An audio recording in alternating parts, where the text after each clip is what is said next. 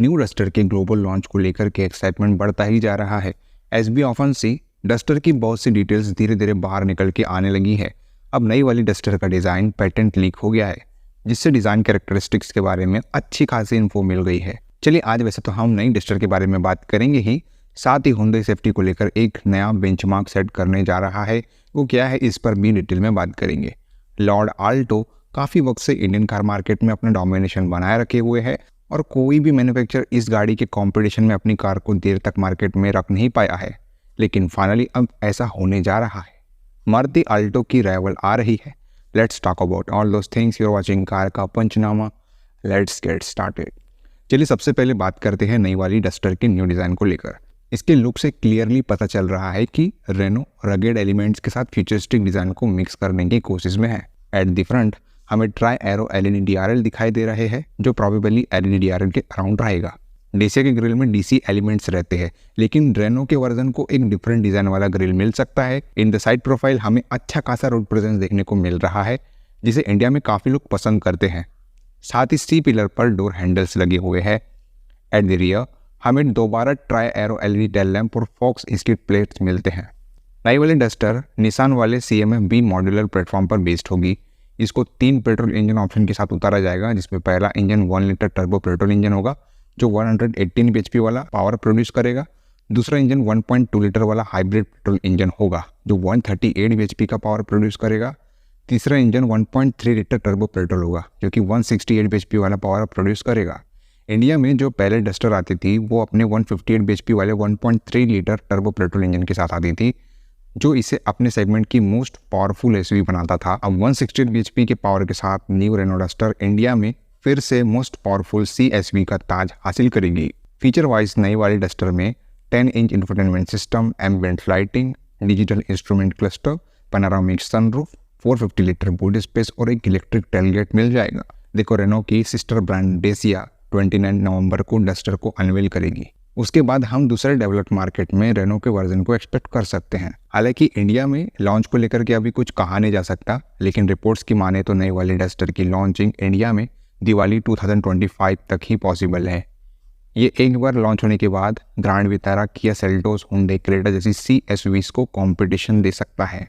Anyway, Hyundai जैसे brand को अक्सर एवरेज सेफ्टी रेटिंग्स को लेकर के मुंह की खानी पड़ती है।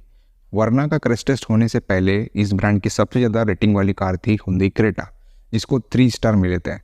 इसलिए वर्ना को 5 स्टार रेटेड सेफ्टी रेटिंग मिलना ब्रांड्स और बायर्स दोनों के लिए एक स्पेशल मोमेंट था। So one question comes to mind, will the Creta also score a 5 star rating? अब हम सिर्फ कास्ट का क्रैश टेस्ट नहीं कर सकते, लेकिन अजम्पशन तो लगा सकते हैं, right? So let's talk about Hyundai Creta safety details. New Verna की 5 स्टार सेफ्टी रेटिंग ने डेफिनेटली क्रेटा बायर्स की भी एक्सपेक्टेशन बढ़ा दी है। इसका सबसे बड़ा रीज़न है कि वर्ना अपना प्लेटफॉर्म क्रेटा के साथ शेयर करती है। ऐसा भी हो सकता है कि हुंडई ने वर्ना के प्लेटफॉर्म में कोई थोड़े बहुत चेंजेस किए होंगे। Will this changes happens on the Creta facelift too? हम डेफिनेटली ये एक्सपेक्टेशन रख सकते हैं कि क्रेटा फेसलिफ्ट की सेफ्टी के साथ कोई कॉम्प्रोमाइज़ नहीं किया जाएगा। इसके अलावा एज अ ब्रांड ये बड़ा ही ऑड फील होगा कि सेम ब्रांड की 2 कार्स की सेफ्टी रेटिंग में बड़ा डिफरेंस है। If we factor in this points, Creta के साथ भी हम B&K rating wise minimum 4 star rated safety expect कर ही सकते हैं, और 5 स्टार रेटेड सेफ्टी मिले तो और भी बेटर हो जाएगा, लेकिन ये देखने के लिए थोड़ा सा वेट करना पड़ेगा। दूसरा फैक्टर, B&K का इंट्रोडक्शन हुआ है और B&K भी ग्लोबल NCAP जैसे ही टेस्टिंग ऑर्गेनाइजेशन है। इसका मतलब अब से B&K टेस्ट करेगा, ना कि G&K। रिपोर्ट्स की माने तो हुंडई ने पहले ही अपनी 3 कार्स रजिस्टर करवा ली है टेस्टिंग के लिए।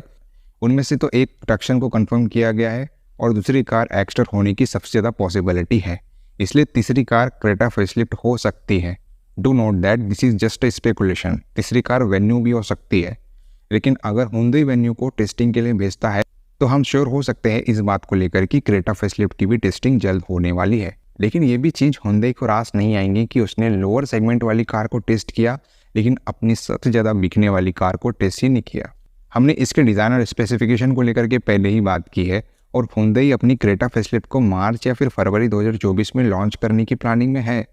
इस CSUV का प्रोडक्शन चेन्नई प्लांट में जनवरी तक स्टार्ट होना एक्सपेक्टेड है। What about the pricing? In present Creta की प्राइसिंग 12.89 लाख से स्टार्ट होती है और 23.02 लाख तक जाती है, तो हम वेरिएंट वाइज 50K से 70K तक प्राइस हाइक एक्सपेक्ट कर सकते हैं। यार एंट्री लेवल सेगमेंट में पिछले कुछ सालों से एक्साइटिंग लॉन्चेस देखने को नहीं मिल रहे हैं, but this is going to change soon. साथ ही इसको मारुति आल्टो का भी स्ट्रॉन्ग राइवल माना जा रहा है। हम जिस कार के बारे में बात कर रहे हैं वो है Renault Kwid.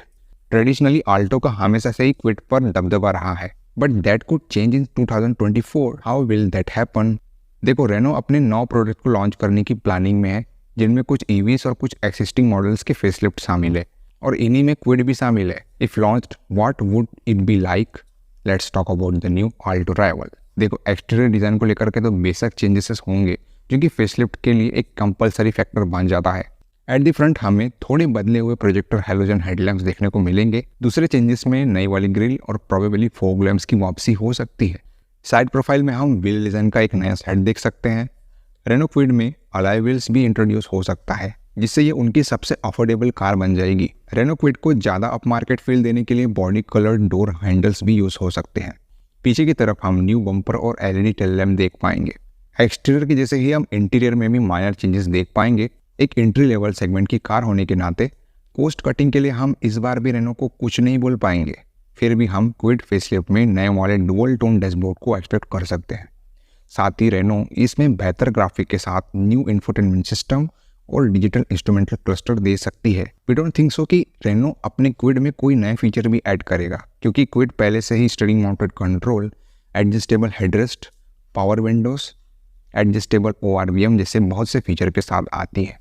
Engine wise Kwid अपने 1 litre naturally aspirated petrol engine के साथ कंटिन्यू करेगी, जो 67 bhp का पावर और 91 Nm का टॉर्क प्रोड्यूस करता है।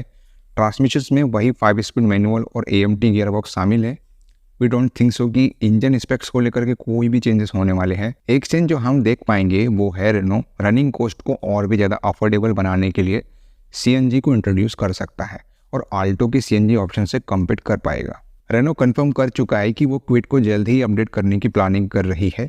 अफसोस इस बात का है कि इसने एग्जैक्ट टाइमलाइन नहीं बताई है लॉन्चिंग की, लेकिन इसकी लॉन्चिंग हम 2024 में कभी भी एक्सपेक्ट कर सकते हैं। What about the price hike? Currently Kwid की प्राइसिंग 5.55 लाख से स्टार्ट होकर के 7.56 लाख तक जाती है।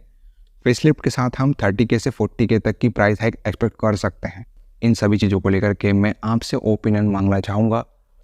आप अपने ओपिनियंस हमें कमेंट करके बता सकते हो। वीडियो अगर थोड़ी बहुत इन्फॉर्मेटिव और यूजफुल लगी होगी तो वीडियो को लाइक कर देना।